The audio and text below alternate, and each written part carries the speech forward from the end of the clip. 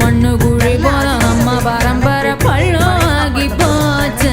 ஐயனாரு சாமி அழுது தீத்து பார்த்தோம், சொரண கெட்ட சாமி சோத்ததான கேட்டோம். காலவாச கங்கு போ